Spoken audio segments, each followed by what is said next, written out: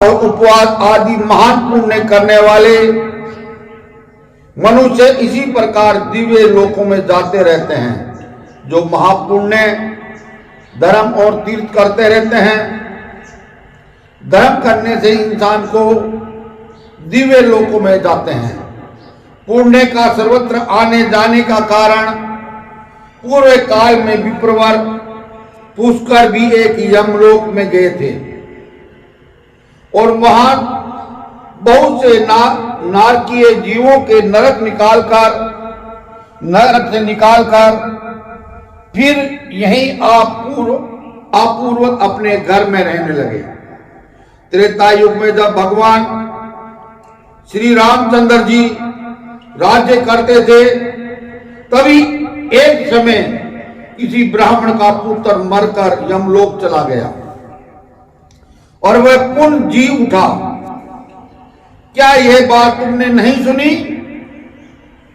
देवकी नंदन श्री कृष्ण अपने गुरु सांदीपनि के पुत्र को, जिसे बहुत दिनों पहले ग्राहक ने अपना ग्रास बना लिया था, भगवान श्री कृष्ण जी के गुरु के पुत्र सांदीपनि के पुत्र को समुंदर एक राक्षस निकल गया था और पुत्र जिसे बहुत दिन पहले ग्राहक अपना ग्रास बना लिया था,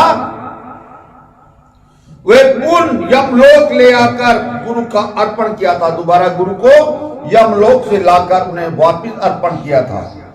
इसी प्रकार और भी कई मनुष्य यमलोक में लौट आए हैं। इसी विषय के संदेश नहीं करना चाहिए। अच्छा बताओ, अब क्या सुनना चाहते हो? दिलीप ने पूछा। पुष्कर नामक श्रेष्ठ ब्राह्मण कहाँ के रहने वाले थे? जो पुष्कर नामक श्रेष्ठ ब्राह्मण कहाँ का रहने वाला था? वे कैसे यमलोक आए और किस प्रकार उन्होंने नरक से पापियों का उद्धार किया? वशिष्ठ जी बोलते हैं, हे राजन, मैं महात्मा पुष्कर का चरित्र का वर्णन करता हूं। वे सब पापों का नाश करने वाला है। तुम सावधान होकर सुनो। बुद्धिमान पुष्कर नंदीग्राम के निवासी थे। वे सदा अपने धर्म के अनुष्ठान में लगे रहने वाले और सब प्राणियों के हितैषी थे। सदा महास्नान स्वाध्याय में तत्पर रहते थे तथा समय पर अन्य भाव श्री विष्णु की आराधना किया करते थे। महायोगी पुष्कर अपने कुटुंब के साथ रहते थे और नित्य अग्निहोत्र करते थे। राजन प्रिय में हरे विष्णु कृष्ण दामोदर अच्युत गोविंद अनंत देवेश्वर इत्यादि रूप से केवल भावना नामों में कीर्तन करते थे। उसका नाम था ब्राह्मण भगवान की, विष्णु की, राम की, श्री कृष्ण जी की इनकी पूजा आराधना करते रहते और उनकी कीर्तन भावनाओं को करते रहते थे। महामदे देवताओं का आराधन छोड़कर और किसी काम में उस ब्राह्मण देवता का मन सपन में भी नहीं लगता था। एक दिन सूर्य नंदन यमराज ने भयंकर दूतों की आज्ञा दी, जाओ नंदीग्राम निवासी पुष्कर नामक ब्राह्मण को यहां पकड़ के ले आओ। ये आदेश सुनकर यमराज के बताए हुए पुष्कर को ने पहचान कर वे इन महात्मा पुष्कर को यमलोक में पकड़ लाए। ब्राह्मण पुष्कर को आते देख यमराज मन ही मन में भयभीत हो गया और आसन से उठकर खड़े हो गए। फिर मुनि को आसन पर बैठाकर उन्होंने दूतों को फटकारा, तुम लोगों को क्या किया यह? मैंने तो दूसरे पुष्कर को लाने के लिए कहा था। तुम लोग कितने पाप पुण्य विचार हैं। भला इस धर्मात्मा कि आज्ञा विशेषक भगवान विष्णु के भगत सदा महा स्नान करने वाले उपवास प्राण महात्मा पुरुष को यहां मेरे समीप क्यों लेके आए हो? यमदूत ने अपने दूतों को धमकाया और कहा, इस ब्राह्मण को यहां क्यों लेकर आए हो? ये एक धर्मात्मा है। दूतों को इस प्रकार डांट बताकर प्रेतराज यम ने पुष्कर से कहा, ब्रह्मन, तुम्हारे पुत्र और स्त्री आदि सब बांधे बहुत व्याकुल होकर रो रहे हैं, अतः तुम भी अभी जाओ।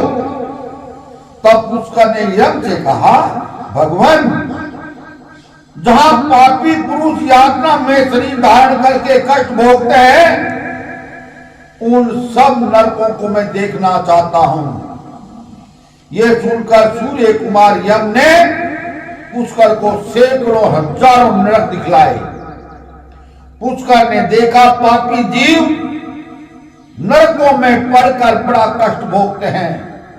पुष्कर ब्राह्मण ने यमराज को कहा, जहां नरक कुंड होते हैं, जहां पापी पड़े रहते हैं, वो दिखाए और उनको देखकर जो नरकों में देखना चाहता हूं, उन पापी जीवों को नरक में पकड़कर बड़ा कष्ट भोगते हैं। कोई सूली पर चढ़े हुए हैं, किन्हीं को व्याघ्र भाग खा रहा है, शेर खा रहा है, जिससे अत्यंत दुखित है। कोई तपी हुई बालू रेत पर जल रहा है, किन्हीं को कीड़े खा रहे हैं, कोई जलते हुए घड़े में डाल दिया गया है, कोई कीड़ों से पीड़ित है, कोई असी पत्थर वन से दौड़ रहा है, जिससे अंग छिन्न भिन्न हो रहे हैं। किन्हीं को आरों से चीरा जा रहा है, कोई कुल्हाड़ों से काटा जा रहा है, किन्हीं के खारी कीचड़ कष्ट भोगना पड़ता है, किन्हीं को सुई चुबो कर गिराया जाता है। कोई सर्दी से पीड़ित हो रहे हैं, उन्होंने भी अन्य जीवों को नरक में पड़कर यातना भोगते हुए देखकर पुष्कर बड़ा दुख हुआ। पुष्कर ब्राह्मण ने जो नरक में पापी पड़े थे, उनको देखा, किसी को आग में तपाया जा रहा है और किसी के सुई चुबा जा रही है, किसी को घड़े में तपाया जा रहा है, किसी को कीड़े मकोड़े खा रहे हैं, किसी को जलते हुए जल में गिरा जा रहा है, किसी को सूली पर चढ़ाया गया है। तो पापी जीव जो पापी होते हैं, उनको नरक में ये यातना भोगनी पड़ती है। 1384 लाख योनि में नरक योनि में पड़े रहना पड़ता है। पापी अधर्मी विष्णु लोक, सूर्य लोक और स्वर्ग लोक में जाते हैं। नरक के जीवों को कहा कि विप्रो, हमने पृथ्वी पर कोई पुण्य नहीं किया।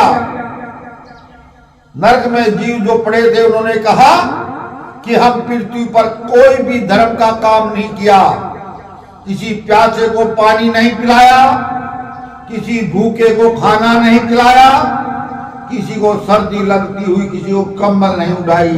हमने पृथ्वी पर पाप ही पाप किया है, इसकी यातना हमको भोगनी पड़ रही है।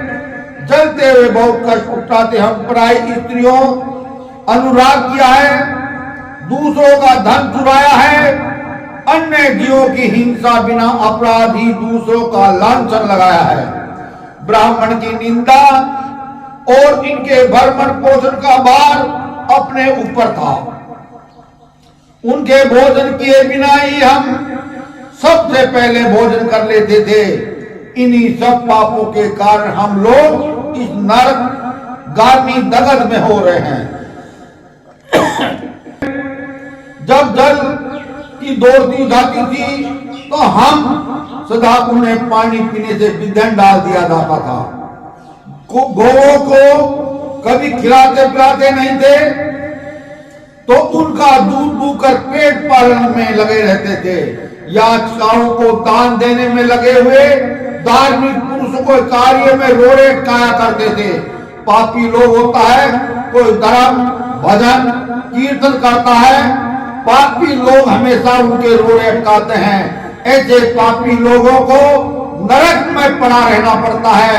84 लाख योनि भोगनी पड़ती है पापियों को। कोई भजन कीर्तन करता है, उसकी खिल्ली उड़ाता है, उसे 84 लाख योनि नरक के अंदर पड़ा रहना पड़ता है। ये यातना दान देने में लगे हुए धार्मिक पुरुषों के कार्यों में रोड़े अटकाया करते थे और अपनी स्त्रियों का त्याग दिया और व्रत भ्रष्ट हो गए थे। दूसरे के अन्न में सदा रुचि रखते थे, दूसरे के अन्न में अपनी रुचि रखते थे। परोपर स्त्रियों के साथ रमण करते थे। ब्राह्मणों को देने की प्रतिज्ञा करके लोग वश में उन्हें दान नहीं दिया।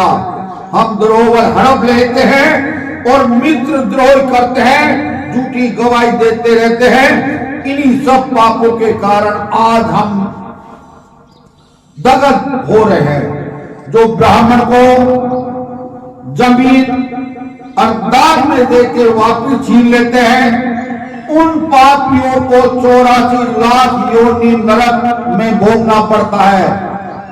नरक में इतना तड़पाया जाता है कि उनको कभी भी 84 लाख योनि तक नरक में पड़े पड़े सड़ते हैं। दान की चीज कभी भी वापिस नहीं लेनी चाहिए। दान दे देते हैं, वो उसका अधिकार नहीं होता है।